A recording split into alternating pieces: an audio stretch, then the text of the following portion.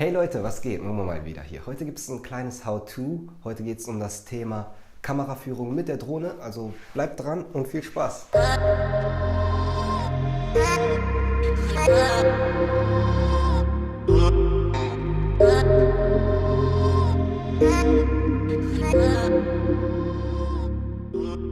Heute geht es also um die Kameraführung mit deiner Drohne und vor allem, wie du es schaffst, mit den verschiedenen Techniken, die ich dir gleich zeigen möchte, deinen Drohnen-Footage ein bisschen cinematischer wirken zu lassen. Und bevor es darum geht und ich in diese Techniken einsteige, möchte ich ein bisschen ein Wort an das Gerät hier verlieren, und zwar den Drohnencontroller. Manche Drohnencontroller, wie in diesem Fall von Xiaomi, sehen sehr spielerisch aus. Also es ist ein sehr schönes Design. Das ist assoziiert bei mir irgendwie den Xbox 360 Controller. Ich weiß auch nicht warum. Es hat irgendwie so einen ähnlichen Griff. Ist auf jeden Fall kein Controller, der nur zum Spielen da ist. Es ist ein ernstes Gerät und so solltet ihr es auch betrachten. Das heißt, vor allem, dass ihr die Joysticks nicht zu hastig benutzt. Es ist immer wichtig, beim Drohnenfliegen Ruhe zu bewahren. Das ist manchmal schwierig, wenn man gegen die Zeit arbeitet und nur eine gewisse Zeit an Batteriekapazität hat. Aber dennoch, nehmt euch immer die Zeit, eure Bewegungen mit dem Joystick so flüssig wie möglich hinzukriegen. Das ist vor allem bei den Schwenks wichtig.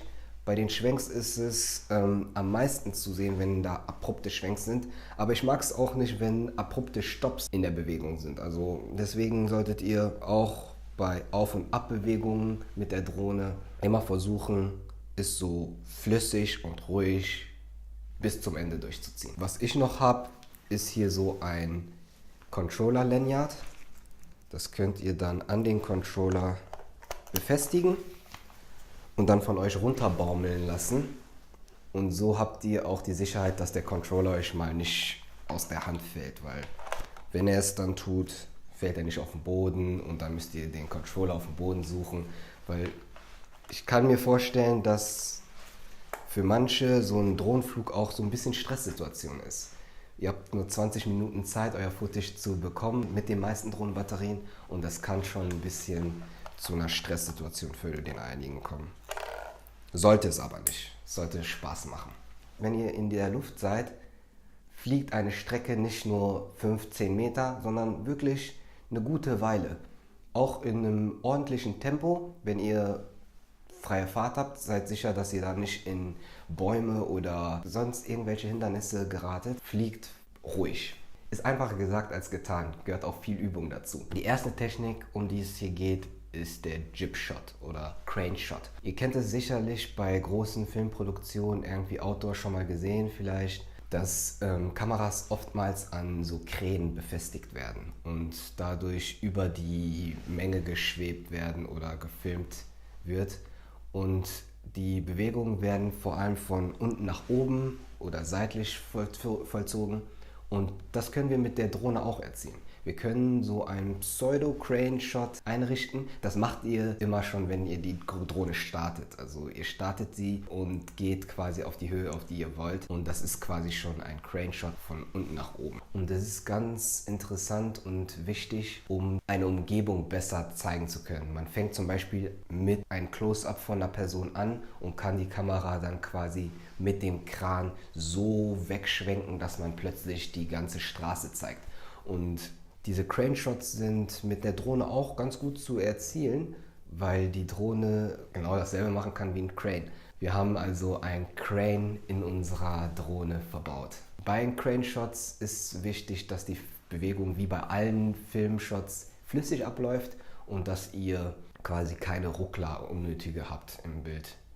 Als nächstes habt ihr hier einmal die Drohne und ihr habt die Möglichkeit, den Gimbal von unten nach oben zu schwenken in Fahrt, also die Kamera. Ihr könnt die Position der Kamera ändern, das heißt von unten nach oben. Das ist immer ganz gut, um eine Szene zu eröffnen oder einen Ort genauer zu zeigen. Man fängt zum Beispiel auf Bodenebene an, hebt die Kamera und steigt quasi auf eine Art Vollansicht der ganzen Umgebung. Der Dolly Shot ist eine Kameratechnik, in dem ein Objekt oder Subjekt verfolgt wird. Und den könnt ihr erzielen, indem ihr die Kamera einfach auf einer gewissen Höhe nach vorne oder nach hinten fliegen lasst. Passt dabei auf, wenn ihr zum Beispiel Menschen verfolgt oder Autos, dass ihr da einen guten Sicherheitsabstand habt. Es ist echt nicht lustig, einen Propeller in Gesicht abzubekommen oder sonst wo am Körper. Das solltet ihr am besten vermeiden. Und den Dolly Shot, den könnt ihr ganz gut machen. Das ist auch einer der ganz einfachen Filmtechniken, vor allem mit einer Drohne. Und den könnt ihr auch seitlich durchführen. Die vierte Technik ist nicht wirklich eine Technik, sondern eher eine Perspektive, die ich gerne nutze. Und zwar geht es dabei um die Vogelperspektive.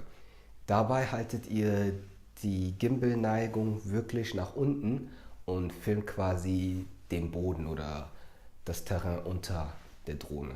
Und wenn ihr das mit einer Bewegung kombiniert, dann könnt ihr interessantes Terrain zeigen. Wenn der Boden eine interessante Struktur hat oder Baumkronen, die ihr zeigen möchtet. Wir haben ja jetzt gerade Herbst, das ist ganz schön. Dann habt man so einen schönen Farbteppich, den man im Flug zeigen möchte. Und diese Vogelperspektive kann man mit einem Tilt kombinieren und dann hat man einen schönen Reveal. Also man eröffnet die Szenerie. Man fängt zum Beispiel mit einer schönen Baumkrone an, wie hier zu sehen, neigt den Gimbal nach vorne und huch, was sehen wir da?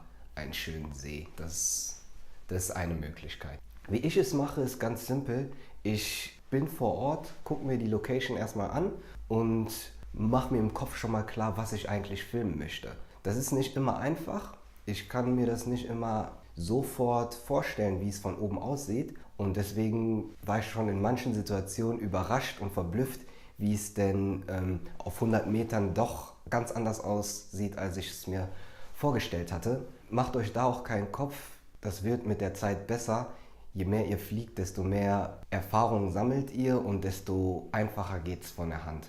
Also wichtig ist es erstmal, einen groben Plan zu haben, was man filmen möchte. Als nächstes ist es wichtig, wenn ihr einmal in der Luft seid, Strecken auch mehrmals abzufliegen. Es kann sein, dass ihr eine Strecke abfliegt und dann komplett was anderes filmt, aber die Wahrscheinlichkeit ist groß, dass ihr da beim ersten Anflug vielleicht kleine Fehler gemacht habt, die ihr so auf dem Display nicht seht. Deswegen rate ich es euch immer, die Strecke 1- bis 2-mal abzufliegen. Das soll es dann erstmal von mir gewesen sein. Vielen Dank, dass ihr das Video bis zum Ende geschaut habt. An dieser Stelle bedanke ich mich dann auch nochmal recht herzlich bei Maximilian275. Er hatte mir die Frage gestellt, ob ich doch ein How-To zu diesem Thema machen kann. Und ich hoffe, es hat dir gefallen. Danke für deinen Support. Falls ihr noch Fragen habt, dann schreibt sie mir doch in die Kommentare. Abonniert den Kanal, gebt mir einen Daumen hoch und wir sehen uns das nächste Mal. Ciao.